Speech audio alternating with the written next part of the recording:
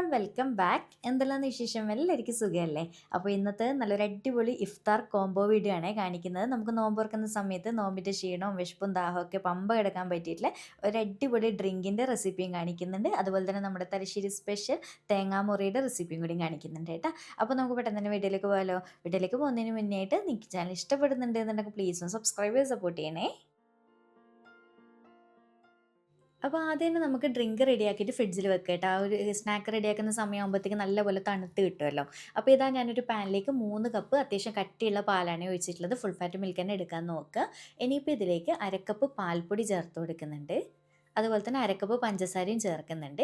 എന്നിട്ട് നന്നായിട്ടൊന്ന് മിക്സാക്കി കൊടുക്കുക. ഒട്ടും തന്നെ കട്ടയില്ലാതെ മിക്സാക്കിയിട്ട് ഞാൻ ഇതുപോലെ ഗ്യാസ് സ്റ്റോപ്പിൽ വെച്ചിട്ട് ഇളക്കി കൊടുക്കുന്നുണ്ട്. ഇനിയിപ്പോൾ പാലൊന്ന് നല്ലപോലെ തിളച്ച് വരുന്നവരെ വെയിറ്റ് ചെയ്യാം. അതുപോലെ തന്നെ പാൽപ്പൊടി ഇല്ലയെന്നുണ്ടെങ്കിൽ കണ്ടൻസ്ഡ് മിൽക്ക് ഉണ്ടെന്നുണ്ടെങ്കിൽ പാൽപ്പൊടിയും പഞ്ചസാരയും ഒഴിവാക്കിയിട്ട് വെറും കണ്ടൻസ്ഡ് മിൽക്ക് ചേർക്കുക കേട്ടോ. ഇതിലേതെങ്കിലും ഒന്ന് നിർബന്ധമായിട്ടും ചേർക്കണമെങ്കിൽ കറക്റ്റ് ടേസ്റ്റ് കിട്ടുള്ളൂ. അപ്പോൾ ഇതാ പാല് നല്ലപോലെ തിളച്ച് വന്നിട്ടുണ്ട്. തിളച്ച ഉടനെ ഫ്ലെയിം ഓഫ് ചെയ്യേണ്ട കേട്ടോ. ഏകദേശം 1 മിനിറ്റ് നേരം ഒന്ന് കണ്ടിന്യൂസ് ആയിട്ട് ഫ്ലെയിം കുറച്ച് വെച്ച് തിളപ്പിക്കുക. എന്നിട്ട് വേണം കേട്ടോ ഫ്ലെയിം ഓഫ് ചെയ്ത് കൊടുക്കാൻ വേണ്ടിയിട്ട്. അപ്പോൾ ഇത് ഏകദേശം 1 മിനിറ്റൊക്കെ കഴിയുമ്പോൾ ഞാൻ ഫ്ലെയിം ഓഫ് ചെയ്ത് കൊടുത്തിട്ടുണ്ട്. ഇനിയിപ്പോൾ നല്ലപോലെ ചൂടാറിയതിന് ശേഷം ഫ്രിഡ്ജിൽ വെച്ചിട്ട് ഒരു 3 മണിക്കൂറൊക്കെ ഒന്ന് നല്ലപോലെ തണുപ്പിച്ചെടുക്കുക കേട്ടോ. തണുത്ത് വരുമ്പോഴാണ് ഈ ഒരു ഡ്രിങ്കിന് സ്പെഷ്യൽ ടേസ്റ്റ് ഉണ്ടാവുക. അപ്പോൾ നിങ്ങൾ നോമ്പ് തുറക്കുന്ന സമയത്ത് ചെയ്യുകയാണെങ്കിൽ ഒരു ഉച്ചയൊക്കെ ആകുമ്പോൾ തന്നെ ഈ ഒരു പരിപാടി അവിടെ ചെയ്ത് ഫ്രിഡ്ജിൽ വെച്ചാൽ മാത്രം മതി. ഇനിയിപ്പം പാൽ അവിടുന്ന് ചൂടാറി തണുക്കുന്ന സമയം കൊണ്ട് നമുക്ക് ഇതിലേക്കുള്ള ബാക്കി പരിപാടി ചെയ്യാം. അപ്പോൾ ഇതൊരു പാനിൽ കുറച്ചധികം തന്നെ വെള്ളം തിളക്കാൻ വേണ്ടി വെച്ചിട്ടുണ്ട്. ഇനിയിപ്പോൾ നമുക്ക് ഈ ഒരു ഡ്രിങ്കിലേക്ക് മെയിനായിട്ട് വേണ്ട നമ്മുടെ സാഗോ റൈസില്ലേ, സാബുൻ അരി എന്ന് പറയും, ചിലപ്പോൾ സാഗോ പേൾ, അങ്ങനെ ഓരോരുത്തർ ഓരോ പേരാണല്ലോ പറയുക. അപ്പോൾ അതാണേ വേണ്ടത്. അപ്പോൾ എനിക്കിപ്പോൾ കിട്ടിയത് തീരെ ചെറിയ സൈസായിപ്പോയി കേട്ടോ. ഇതിൻ്റെ കുറച്ചുകൂടി വലുപ്പമുള്ള സൈസാണെങ്കിൽ 1/2 കപ്പ് സാഗോ റൈസ് എടുക്കാം. നല്ലപോലെ ചെറുതാ കയ്യിലുണ്ട് എന്നുണ്ടെങ്കിൽ 1 കപ്പ് ഇട്ട് കൊടുക്കുക കേട്ടോ. അത് നിങ്ങൾ നോക്കിയിട്ട് ഇട്ട് കൊടുത്താൽ മതി. എന്നിട്ട് ഇതെല്ലാവർക്കും അറിയാമല്ലോ, നല്ലപോലെ ഒന്ന് വേവിച്ചെടുക്കുക. ഏകദേശം ഒരു 8 മിനിറ്റ് എന്തായാലും കുക്കായി കിട്ടാൻ വേണം. നല്ലൊരു ട്രാൻസ്പെറൻറ്റ് കളറായി കിട്ടുന്നവരെ നല്ലപോലെ വേവിച്ചെടുക്കുക. അപ്പോൾ ഇതാ കണ്ടിന്യൂസ് ആയിട്ട് ഇടയ്ക്കിടെ ഒന്ന് ഇളക്കി കൊടുക്കണം കേട്ടോ, അല്ലെങ്കിൽ ഒട്ടിപ്പിടിക്കുന്ന പരിവായിപ്പോൾ. അങ്ങനെ ഇതാ നിങ്ങൾക്ക് ഇപ്പോൾ സ്പാച്ചിലിൽ നിന്ന് കാണാൻ പറ്റുന്നുണ്ടാവും നല്ലൊരു ട്രാൻസ്പെറൻറ്റ് കളറായിട്ടുണ്ട്. ഇനിയിപ്പോൾ ഫ്ലെയിം ഓഫ് ചെയ്തിട്ട് ചൂടോടെ തന്നെ ഒന്ന് അരിച്ച് കൊടുക്കുന്നുണ്ട്. അപ്പോൾ ഇതുപോലെ അരിച്ച് കൊടുത്ത് കഴിഞ്ഞ് കഴിഞ്ഞാൽ ഈ അരിപ്പയിൽ കൂടി ഒന്നുകിൽ നല്ല തണുത്ത വെള്ളം ഒഴിച്ചിട്ട് വീണ്ടും 2-3 തവണയായിട്ടൊന്ന് കഴുകി കൊടുക്കാം. അല്ലെങ്കിൽ പച്ചവെള്ളം ഒഴിച്ചിട്ട് കഴുകി കൊടുക്കുക കേട്ടോ. അതെന്തിനാ അങ്ങനെ ചെയ്യുന്നതെന്ന് വെച്ചാൽ ഒരു കഞ്ഞിവെള്ളത്തിൻ്റെ പശ പോലെ ഇതിൻ്റെ മുകളിലുണ്ടാവും ഒട്ടിപ്പിടിക്കുന്നത്. അപ്പോൾ അത് പോയി കിട്ടാൻ വേണ്ടിയിട്ടാണ് ഇങ്ങനെ ചെയ്ത് കൊടുക്കുന്നത്. അങ്ങനെ ഇതാ മൊത്തത്തിൽ കഴുകി വെച്ചിട്ടുണ്ട്. ഇനിയിപ്പോൾ ഇത് മാറ്റി വയ്ക്കാം. ഇനിയിപ്പോൾ ഇതാ നമ്മൾ നേരത്തെ പാല് തിളപ്പിച്ച് വെച്ചില്ല, അത് നല്ലപോലെ തണുത്തതിന് ശേഷം ഒരു ബൗളിലേക്ക് ഒഴിച്ച് കൊടുത്തിട്ടുണ്ട്. അതിലേക്ക് നമ്മൾ വേവിച്ച് വെച്ചിട്ടുള്ള ചവ്വരി മൊത്തത്തിലായിട്ട് ചേർത്ത് കൊടുക്കുന്നുണ്ട്. പിന്നെ കുറച്ച് കുതിർത്ത് വെച്ച കസ്കസാണേ വേണ്ടത്. അത് നിങ്ങളുടെ ടേസ്റ്റിനനുസരിച്ച് ചേർത്ത് കൊടുക്കുക. ഇനിയിപ്പോൾ ഇതിലേക്ക് കുറച്ച് ഫ്രൂട്ട്സ് ആണ് വേണ്ടത്. കയ്യിലുള്ള വീട്ടിൽ ഏതാണോ ഉള്ളത് അത് മാത്രം മതി കേട്ടോ. ഞാനിപ്പോൾ കുറച്ച് മാങ്ങ, കുറച്ച് കറുപ്പ് കുരുവില്ലാതെ മുന്തിരി, കിവി, പഴം, ആപ്പിൾ എല്ലാം ഒരേ സൈസിൽ ചെറുതായിട്ട് കട്ട് ചെയ്തിട്ടാണ് ഇട്ട് കൊടുക്കുന്നത്. അപ്പോൾ ഞാൻ കുറേ ടൈപ്പ് ഫ്രൂട്ട്സ് ചേർക്കുന്നത് കൊണ്ട് തന്നെ എല്ലാം ചെറിയ ചെറിയ ക്വാണ്ടിറ്റിയിൽ കുറച്ച് കുറച്ചാണേ ചേർക്കുന്നുള്ളൂ. കാരണം ഒരുപാട് ചേർത്തിട്ട് ഭയങ്കര തിക്കായി പോലോ, പിന്നെ ഫ്രൂട്ട്സ് മാത്രമായ ഒരു ടേസ്റ്റ് വരും. അങ്ങനെ ഇതാ എല്ലാം കുറച്ച് കുറച്ച് ചേർത്തിട്ടുണ്ട്. പിന്നെ ശ്രദ്ധിക്കേണ്ടത്, നമ്മൾ പൈനാപ്പിൾ പോലത്തെ കയ്പ്പ് രുചി വരുന്ന കുറേ സമയം വെക്കുമ്പോൾ അങ്ങനെ വരുന്ന ഫ്രൂട്ട്സ് ഒന്നും അധികം ചേർക്കാൻ നിൽക്കണ്ട കേട്ടോ. അപ്പോൾ ഇതാ ഇത്രയേ ഉള്ളൂ. ലാസ്റ്റിന് ഇതിലേക്ക് നട്ട്സ്, നിങ്ങൾക്ക് ഇഷ്ടമുള്ള കയ്യിലുള്ള നട്ട്സ് ചേർക്കാം. ഞാനിപ്പോൾ അണ്ടിപ്പരിപ്പ് മാത്രമേ ചേർക്കുന്നുള്ളൂ. ബദാമൊക്കെ ഇഷ്ടമുണ്ടെന്നുണ്ടെങ്കിൽ ചേർക്കാം കേട്ടോ. പിന്നെ ഇതിലേക്ക് 2 ടീസ്പൂൺ വാനില എസൻസ് ചേർക്കുന്നുണ്ട്. വാനില എസൻസ് ഇഷ്ടമില്ല എന്നുണ്ടെങ്കിൽ വാനില ഐസ്ക്രീം ഇതിലേതെങ്കിലും ഒന്ന് നിർബന്ധമായിട്ടും ചേർക്കണം, എങ്കിൽ ആ ഒരു കറക്റ്റ് ടേസ്റ്റ് കിട്ടുള്ളൂ. എല്ലാം കൂടി ചേർത്തിട്ട് നന്നായിട്ട് അങ്ങ് മിക്സ് ആക്കി കൊടുക്കുക. ഇത്രയേ ഉള്ളൂ, നമ്മുടെ അടിപൊളിയായിട്ടുള്ള ഡ്രിങ്ക് റെഡി ആയിട്ടുണ്ട്. അപ്പോൾ ഈ ഒരു ഡ്രിങ്ക് ഉണ്ടാക്കുകയെന്നുണ്ടെങ്കിൽ പ്രത്യേകിച്ച് എനിക്കൊന്നും സ്നാക്സിൻ്റെ ഒന്നും ആവശ്യമില്ല. വിശപ്പും ദാഹവും ഒക്കെ മാറുന്ന അടിപൊളി ഡ്രിങ്കാണ്. അപ്പോൾ ഇങ്ങനെ ഫ്രൂട്ട്സൊക്കെ ഇട്ടിട്ട് നിങ്ങൾക്ക് പറ്റുവാണെങ്കിൽ ഒരു അരമണിക്കൂറും കൂടി ഫ്രിഡ്ജിൽ വെച്ചാൽ ഒന്നുകൂടി ടേസ്റ്റ് ആയിരിക്കും അല്ലേ കേട്ടോ. അഥവാ നിങ്ങൾക്ക് ഫ്രൂട്ട്സ് തണുപ്പുള്ളതാണെന്നുണ്ടെങ്കിൽ പിന്നെ ഫ്രിഡ്ജിൽ വെക്കേണ്ട ആവശ്യമൊന്നുമില്ല, ഡയറക്റ്റ് കുടിക്കാം. അപ്പോൾ ഇത്രയേ ഉള്ളൂ. ഇനി നമുക്ക് തേങ്ങാമുറിയുടെ റെസിപ്പി നോക്കാം. അപ്പോൾ ആദ്യം തന്നെ നമുക്ക് ഫില്ലിംഗ് ഉണ്ടാക്കാൻ വേണ്ടിയിട്ട് ഈ ഒരു പാനിലേക്ക് ഏകദേശം ഒരു 3 ടേബിൾ സ്പൂൺ വെളിച്ചെണ്ണ, ഓയിൽ എന്താണോ ഇഷ്ടമുള്ളത് ഒഴിച്ച് കൊടുക്കുക കേട്ടോ. ഇനിയിപ്പോൾ ഇതിലേക്ക് സവാള, അത്യാവശ്യം വലുപ്പമുള്ള 2 സവാള ചെറുതായിട്ട് കട്ട് ചെയ്തിട്ട് ഇട്ട് കൊടുത്തിട്ട് നന്നായിട്ടൊന്ന് മിക്സ് ആക്കി കൊടുക്കുന്നുണ്ട്. പിന്നെ ഒരു അല്പം ഉപ്പും കൂടി ചേർത്തിട്ട് നല്ലപോലെ ഒന്ന് വഴറ്റിയെടുക്കുക. പിന്നെ ഒരു കാര്യം ശ്രദ്ധിക്കുക, ഈ ഒരു മസാല വഴറ്റിയെടുക്കുന്ന സമയത്ത് അടച്ച് വെച്ചിട്ട് വഴറ്റിയെടുക്കരുത്. കാരണം അടച്ച് വെച്ച് കുക്ക് ചെയ്യുന്ന സമയത്ത് ഒരുപാട് വെള്ളം ഒരു ഈർപ്പം പോലെ ഉണ്ടാവുമല്ലോ, അപ്പോൾ നമുക്ക് ഷേപ്പ് ചെയ്തെടുക്കാനൊക്കെ ബുദ്ധിമുട്ടുണ്ടാവും. അതുകൊണ്ട് തന്നെ തുറന്നിട്ടിട്ട് തന്നെ വേവിച്ചെടുക്കുക കേട്ടോ. വഴറ്റിയെടുക്കുക. അങ്ങനെ ഇതാ ഈ ഒരു രീതിയിൽ നന്നായിട്ട് വാടി വന്നിട്ടുണ്ട്. ഇനിയിപ്പോൾ ഇഞ്ചി വെളുത്തുള്ളി പച്ചമുളക് മൂന്നും കൂടി ചതച്ചിട്ടാണ് ചേർത്ത് കൊടുക്കുന്നത്. അപ്പോൾ ഒരു 4 വലിയ അല്ലി വെളുത്തുള്ളി എടുത്തിട്ടുണ്ട്. പിന്നെ ഒരു കുഞ്ഞു പീസ് അളവിൽ ഇഞ്ചി, ഒരു 4-5 പച്ചമുളക്, അത് എരിവ് നോക്കിയിട്ട് മാത്രം ചേർക്കാം.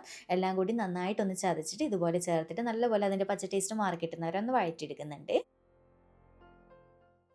ഇനിയിപ്പോൾ ഇതിലേക്കുള്ള പൊടികളായിട്ട് 1/4 ടീസ്പൂൺ മഞ്ഞൾപ്പൊടിയും 1/2 ടീസ്പൂൺ ഗരം മസാലപ്പൊടിയും 1/2 ടീസ്പൂൺ കുരുമുളക് പൊടിയും മാത്രമേ ചേർക്കുന്നുള്ളൂ. വേറെ മുളക്, മഞ്ഞൾ, മല്ലി അങ്ങനത്തെ ഒന്നും ചേർക്കണ്ട കേട്ടോ. ഇത്രയും മാത്രം മതി. എന്നിട്ട് നന്നായിട്ടൊന്ന് മിക്സാക്കി കൊടുക്കുന്നുണ്ട് ഫ്ലെയിം കുറച്ച് വെച്ചിട്ട്. ഇനിയിപ്പോൾ ഇതിലേക്ക് കുറച്ച് ചിക്കൻ പീസസ് വേണം. അതായത് ഒരു 100 ഗ്രാം ചിക്കൻ എടുത്തിട്ട് കുറച്ച് ഒരു നുള്ളു മഞ്ഞളും കുരുമുളക് പൊടി ഉപ്പും മാത്രം ഇട്ടിട്ട് വേവിച്ചെടുത്തതിന് ശേഷം മിക്സിയുടെ ജാറിൽ ഒരു തവണ ഒന്ന് ക്രഷ് ചെയ്തെടുക്കുക കേട്ടോ. പ്രത്യേകം ശ്രദ്ധിക്കുക, ഒരുപാട് ക്രഷ് ചെയ്തെടുക്കരുത്. കാരണം ഇങ്ങനെ ചെയ്തിട്ട് ഇതിലേക്ക് ഇട്ട് കൊടുക്കുന്നത് എന്താണെന്ന് വെച്ചാൽ നമുക്കിത് തേങ്ങാമുറിയുടെ ഷേപ്പ് ആക്കി എടുക്കുമ്പോൾ നമുക്ക് ഫില്ലിംഗ് ഒന്ന് ഒതുങ്ങി കിട്ടാൻ വേണ്ടിയിട്ടാണ് കേട്ടോ ഈ ഒരു ക്രഷ് ചെയ്യണം എന്ന് പറയുന്നത്. പക്ഷേ പ്രത്യേകം ശ്രദ്ധിക്കുക, ഒരുപാട് അരയാൻ പാടില്ല കേട്ടോ.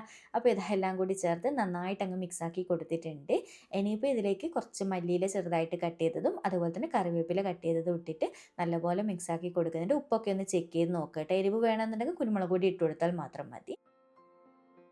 ഇനിയിപ്പോൾ അത്യാവശ്യം നല്ല വലുപ്പമുള്ള സൈസ് ഒരു ഉരുളക്കിഴങ്ങ് കുറച്ച് ഉപ്പ് മാത്രം ഇട്ടിട്ട് വെള്ളം ഒഴിച്ചിട്ട് വേവിച്ചെടുത്തിട്ടുള്ളതാണ്. എന്നിട്ട് നല്ലപോലെ ഒന്ന് ഉടച്ചെടുത്തതിന് ശേഷം ഇതിലേക്ക് ഇട്ട് കൊടുക്കുന്നുണ്ട്. ചെറിയ സൈസ് ഉരുളക്കിഴങ്ങാണെങ്കിൽ 2 എടുക്കുക കേട്ടോ.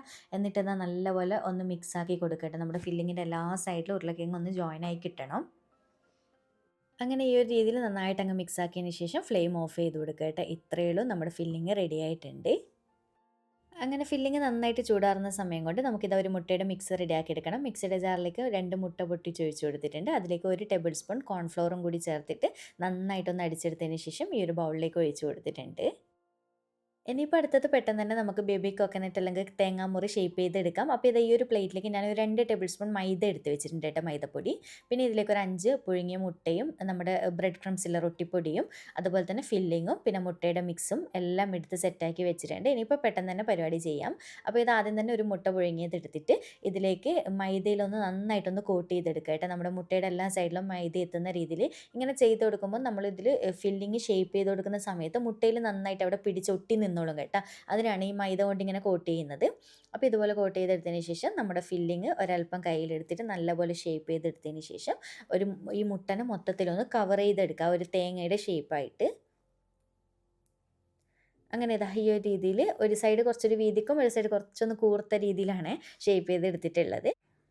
അങ്ങനെ ഇതാ ഞാൻ 5 മുട്ടയും ഇതുപോലെ ഷേപ്പ് ചെയ്തെടുത്തിട്ടുണ്ട്. നല്ല ഭംഗിയില്ല കാണാൻ വേണ്ടിയിട്ട്. നല്ല അടിപൊളിയായിട്ട് തന്നെ ഷേപ്പ് ചെയ്തെടുക്കാൻ പറ്റും കേട്ടോ. അങ്ങനെ ബുദ്ധിമുട്ടൊന്നും ഉണ്ടാവില്ല. ഇനിയിപ്പോൾ എന്താ ചെയ്യേണ്ടതെന്ന് വെച്ചാൽ നമ്മൾ നേരത്തെ റെഡിയാക്കി വെച്ചിട്ടുള്ള മുട്ടയുടെ മിക്സില്ലേ അതിലേക്ക് നന്നായിട്ടൊന്ന് ഡിപ്പ് ചെയ്ത് കൊടുക്കുക നമ്മുടെ തേങ്ങാമുറി. അതിനുശേഷം ബ്രെഡ് ക്രംസിൽ നല്ലപോലെ ഒന്ന് കോട്ട് ചെയ്തെടുക്കുക. അങ്ങനെ ഇതാ ഈ ഒരു രീതിയിൽ കോട്ട് ചെയ്തെടുത്തിട്ടുണ്ട്. അപ്പോൾ ഞാൻ ഇത് ഡബിൾ കോട്ടിങ് ചെയ്യുന്നുണ്ട് കേട്ടോ. അതുകൊണ്ട് തന്നെ വീണ്ടും മുട്ടയുടെ മിക്സിലൊന്ന് ഡിപ്പ് ചെയ്ത് കൊടുക്കുക നല്ലപോലെ. എന്നിട്ട് വീണ്ടും ബ്രെഡ് ക്രംസിലൊന്ന് കോട്ട് ചെയ്തെടുക്കുക കേട്ടോ. ഇത്രയേ പരിപാടിയുള്ളൂ. ഡബിൾ കോട്ടിങ് ചെയ്യുമ്പോൾ നമുക്കിത് കട്ട് ചെയ്യുന്ന സമയത്ത് നല്ല ലെയറായിട്ട് തന്നെ ഇരിക്കും. പിന്നെ നല്ല ഫിനിഷിങ്ങും ഉണ്ടാവും കേട്ടോ. അതിന് വേണ്ടിയിട്ടാണ് അങ്ങനെ ചെയ്തതിന് ശേഷം ഇനിയിപ്പോൾ കാര്യമായിട്ട് പരിപാടിയൊന്നുമില്ല. ചൂടായ എണ്ണയിലേക്ക് ഇട്ട് ഫ്രൈ ചെയ്തെടുക്കുക. അത്രയേ പരിപാടിയുള്ളൂ. അപ്പോൾ ഇതാ ഞാൻ ഇതുപോലെ ഇട്ട് കൊടുത്തിട്ട് തിരിച്ചും മറിച്ചൊക്കെ ഇട്ട് കൊടുക്കുന്നുണ്ട് കേട്ടോ. അങ്ങനെ പൊട്ടിപ്പോകുന്ന പ്രശ്നമൊന്നുമില്ല. അങ്ങനെ ഇതാ ഇതുപോലെ ഫ്രൈ ചെയ്തെടുത്തിട്ടുണ്ട്. ബാക്കിയുള്ളത് മൊത്തത്തിലും ഇങ്ങനെ ചെയ്തെടുക്കുക. അങ്ങനെ നമ്മുടെ തേങ്ങാമുറി റെഡി ആയിട്ടുണ്ട്. കാണാൻ നല്ല ഭംഗിയില്ല. എല്ലാതും ഞാൻ ഇതുപോലെ ഫ്രൈ ചെയ്തെടുത്തിട്ടുണ്ട്. ഇനിയിപ്പോൾ കുറച്ചൊന്ന് ചൂടാറിയിട്ട് വേണം കേട്ടോ കട്ട് ചെയ്താൽ. നല്ല ചൂടോടുകൂടെ കട്ട് ചെയ്യേണ്ട, കുറച്ചൊന്ന് ചൂടാറിയിട്ട് കട്ട് ചെയ്യുമ്പോൾ അടിപൊളിയായിട്ട് ഇതുപോലെ കിട്ടും. കട്ട് ചെയ്ത് വെക്കുമ്പോൾ നോക്കിയാൽ നല്ല ഭംഗിയായിട്ട് ഇത് സെർവ് ചെയ്ത് വെച്ച് കഴിഞ്ഞാൽ. അപ്പോൾ ഇങ്ങനെ കട്ട് ചെയ്തിട്ട് തന്നെ വെക്കുക കേട്ടോ, സെർവ് ചെയ്തിട്ട്. അപ്പോഴാണ് ഇഫ്താർ പാർട്ടിയൊക്കെ ഉണ്ടെന്നുണ്ടെങ്കിൽ സെർവ് ചെയ്ത് വെച്ചാൽ അടിപൊളിയായിരിക്കും. നല്ല ടേസ്റ്റാണ് കേട്ടോ, മസ്റ്റ് ട്രൈ ആയിട്ടാണ്. അപ്പോൾ ഇന്നത്തെ വീഡിയോ കോംബോ ഇഷ്ടമാവും തന്നെ വിചാരിക്കുന്നുണ്ട്. നല്ലൊരു അടിപൊളി ഡ്രിങ്കിൻ്റെയും തേങ്ങാമുറിയുടെ റെസിപ്പിയാണ്. വീഡിയോ ഇഷ്ടമായിട്ട് ഉണ്ടെന്നുണ്ടെങ്കിൽ മസ്റ്റ് ട്രൈ ആയിട്ടുള്ള 2 ഐറ്റംസ് ആണ് കേട്ടോ. അപ്പോൾ വീഡിയോ ഇഷ്ടമാവും തന്നെ വിചാരിക്കുന്നുണ്ട്. ഇഷ്ടമാണെങ്കിൽ ലൈക്ക് ചെയ്യാൻ, ചാനൽ സബ്സ്ക്രൈബ് ചെയ്യാൻ, മാക്സിമം ഒന്ന് ഷെയർ ചെയ്ത് കൊടുക്കാനും മറക്കല്ലേ. വീണ്ടും ഒരു അടിപൊളി വീഡിയോ ആയിട്ട് കാണാം. താങ്ക്